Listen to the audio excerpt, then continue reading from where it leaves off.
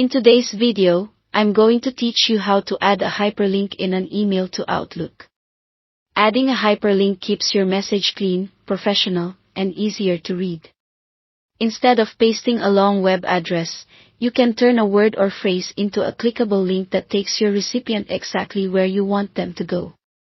First, open a new email or reply to an existing message in Outlook. You'll be working in the email body, so make sure your cursor is where you want the link to appear. If your message is using plain text formatting, links may show as full addresses, but in most cases Outlook uses HTML formatting, which supports clickable text. Next, highlight the exact word or short phrase you want to make clickable. Pick something descriptive, like "learn more about our schedule," rather than something vague. Clear link text helps your recipients and also improves accessibility for people using screen readers. Now open the link dialog. You can click the Insert Link icon, which looks like a little chain link. Depending on your version of Outlook, you'll see it in the formatting toolbar or under the insert options. If you prefer shortcuts, press Ctrl-K on Windows or Command-K on a Mac. Either way, a window called Insert Hyperlink will appear. In the address field, type or paste the website address you want people to visit.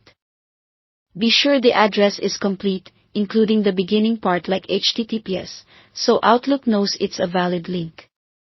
It's a good idea to double-check for any extra spaces at the beginning or end and make sure the address is accurate. If you want to adjust what the link says, use the Text to Display box. This is optional, but it's handy if you highlighted a longer phrase and want to tighten it up, or if you pasted a URL first and want to replace it with clear, friendly wording. Aim for text that tells the reader exactly what they'll get when they click. When everything looks right, click OK. You'll see the selected text change to a hyperlink, typically underlined and in a different color. That visual cue tells you it's active and clickable. If you hover your mouse over it, Outlook usually shows a preview of the destination, which can help confirm it points to the right place.